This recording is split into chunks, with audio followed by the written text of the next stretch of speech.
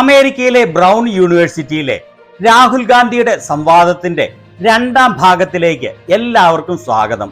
ഇത് എല്ലാവരും മുഴുവനായും കേൾക്കേണ്ടതാണ് എന്ന് പറയാൻ ഞാൻ ആഗ്രഹിക്കുകയാണ്. കാരണം ഒരു പരിഷ്കൃത സമൂഹത്തിൽ സിവിലൈസ്ഡ് ആയിട്ടുള്ള ആളുകൾ എങ്ങനെയാണ് സംസാരിക്കുന്നത് എന്നും ഡിബേറ്റ് ചെയ്യുന്നതെന്നും മനസ്സിലാകണമെങ്കിൽ ശ്രദ്ധയോടെ ഇത് മുഴുവനും കേൾക്കേണ്ടത് അത്യാവശ്യമാണ്. ഇതിന്റെ ഏറ്റവും പ്രധാനപ്പെട്ട ഭാഗം ലോകത്തിലെ ഏറ്റവും മികച്ച വിദ്യാർത്ഥികൾ അദ്ദേഹത്തോട് ചോദ്യം ചോദിക്കുന്ന ഭാഗമാണ്. ആ ഭാഗങ്ങൾ വ്യാഴാഴ്ചയും വെള്ളിയാഴ്ചയും ആയാണ് പ്രസിദ്ധീകരിക്കുക.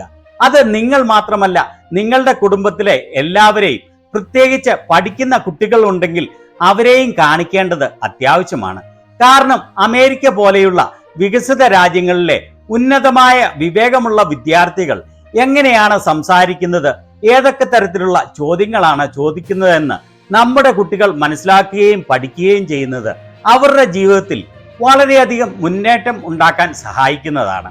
ഇന്നത്തെ ഈ രണ്ടാം ഭാഗത്തിൽ BJPയുടെ ഹിന്ദുത്വ അജണ്ടയ്ക്ക് മുൻപിൽ എങ്ങനെയാണ് ഒരു മതനിരപേക്ഷ സമൂഹത്തിന് നിലനിൽക്കാൻ സാധിക്കുന്നത്, എന്തുകൊണ്ടാണ് BJP നിരന്തരം ജനങ്ങളിൽ മതവിദ്വേഷം കുത്തിനിറയ്ക്കാൻ ശ്രമിക്കുന്നത്, സ്നേഹത്തിന്റെ കട എന്ന വാക്ക് വരുന്നതിന്റെ പിന്നിലുള്ള കഥ എന്താണ് എന്നിവയാണ് ഉള്ളത്.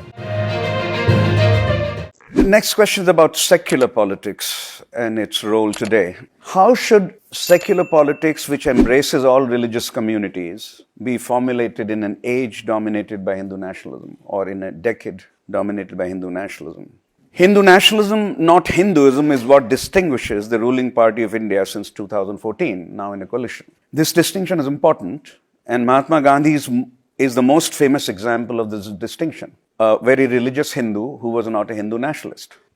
A deeply religious Hindu as well as an Indian nationalist, but not a Hindu nationalist. Indeed, he was assassinated by a Hindu nationalist who said in his assassination trial that as a Hindu, Mahatma Gandhi's love for Muslims was so unacceptable to him that he had to be assassinated. In contrast, for Gandhi, being a Hindu and having affection for Muslims, or for that matter for any other religious community, were not contradictory at all. In posing a challenge to Hindu nationalism, should one look to Gandhi for ideas, symbols, and inspiration? Is Gandhi still relevant? Yeah, I mean, if you look at pretty much all great Indian social reformers, political thinkers, and you go back 3,000 years, Buddha, Guru Nanak, Basava in Karnataka, Narayana Guru in Kerala, Phule, Gandhi, Ambedkar ji, you see one stream. And none of these are bigots. None of these people were saying, listen, we want to kill people, we want to isolate people, we want to crush people, we believe that things should be done in this one particular way. All these people, the voices of whom are frankly in our constitution, are essentially saying the same thing, saying that carry everybody with you, satya and ahimsa, right? Truth and non-violence, and you can fit them all in there.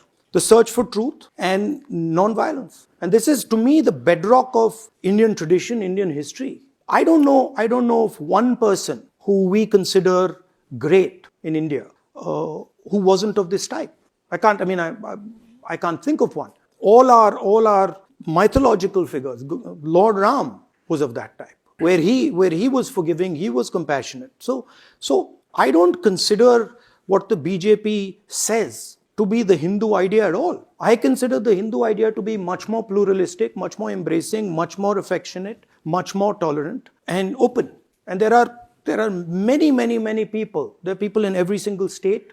There are people from every community who have stood for those ideas, lived those ideas, died for those ideas. And Gandhiji is one of those people. Probably the best in modern times, but there are many of them. And all of them are marked by or characterized by the idea of inter-religious toleration.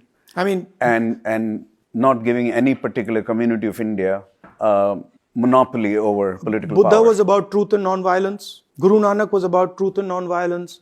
Basavana was about truth and non-violence. Narayana Guru, Mahatma Gandhi, Ambedkar, they were all about truth and non-violence. Right? And that's our tradition. To me, hatred and anger against people comes from fear. You only hate somebody or you want to hurt them when you're scared. If you're not scared, you don't hate anybody. You're perfectly confident in your ability to deal with anybody. So to me, what a Gandhi or a Buddha or a Narayana Guru is saying is don't be scared. There's nothing to be scared of. Face your truth, face your reality, and deal with it. And this to me is actually the Hindu tradition.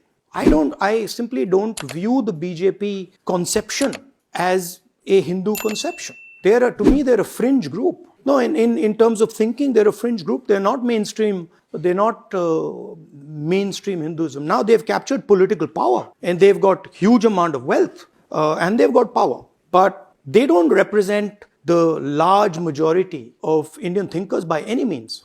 Bharat Jodo Yatra, March to Unite India, is viewed as a turning point in your political career, at least after 2014. When you look back upon the 3 to 4 months when you walked 3,000 miles, about 15 miles a day, trying to reach out, trying to embrace, when you look back upon that experience, what stands out for you? I mean, many things stand out. I learned many things that I could not even, they were outside my imagination. I learned how to listen to people properly. I learned that you could connect with people instantly in ways that I had never imagined possible. And it was a huge learning experience to see what the different conceptions, ideas in India, the different people, I mean, what they're doing.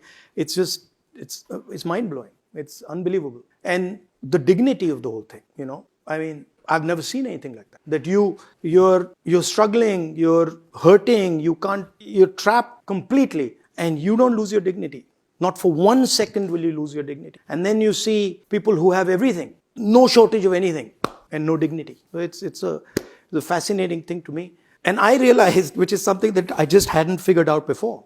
And I realized that for some reason from say 2004, when I entered politics, I did not find love to be a useful word in politics. And it was something that I didn't use. I didn't say, oh, I love my family, I love my mother, I love my sister, I love my friends. But it never entered my political thinking. And suddenly I realized that, what is this? Why has it never entered my political thinking? Why can't I express love for a person that I have never met? And so that happened in the Yatra. And it had a shocking impact. I was just blown away. Because suddenly it allowed me to use the most powerful tool in politics, which I just, for some reason, and I don't understand why nobody else uses it. It's not, I don't know. I just don't understand it. I was like, wow, this thing works. It's crazy. I can actually meet a complete stranger and say, I love you. And he says, I love you. And the conversation starts at a completely different place. You know, he's not talking anymore about, oh, you know, I'm having trouble with my farm.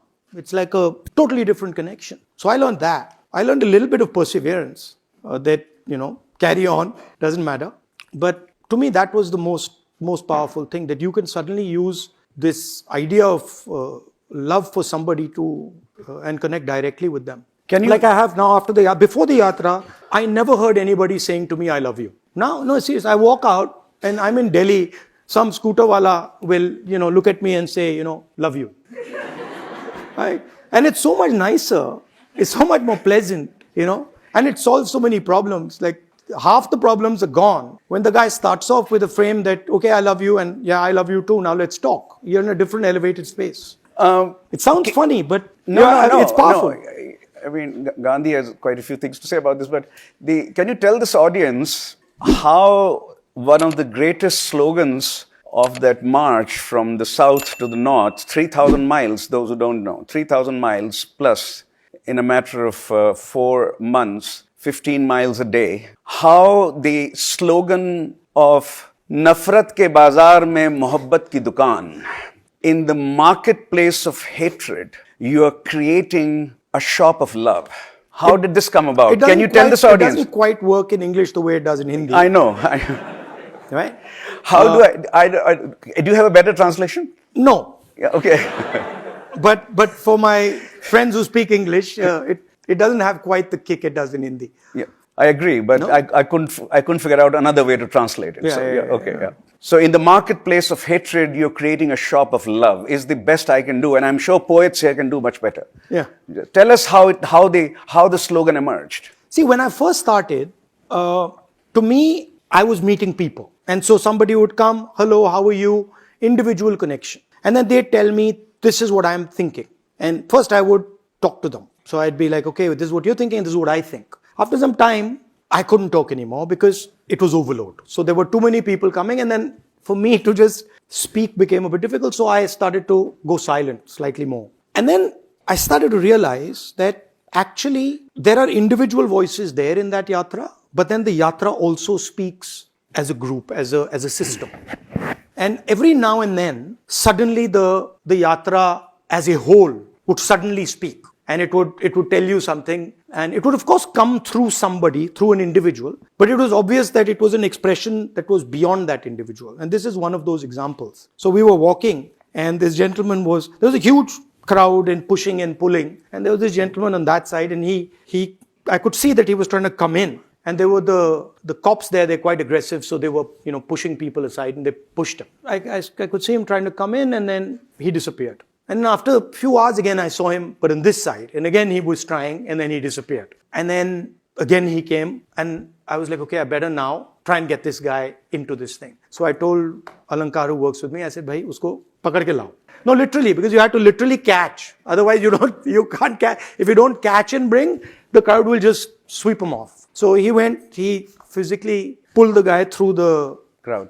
Through the police and through the crowd. And then the guy came, and he came running in front of me, and then he pointed both his hands at me like that. And he says, I know what you're doing. So I was like, what am I doing? So he said, कि आप नफरत के बाजार में मोहब्बत की दुकान खोल रहे हो.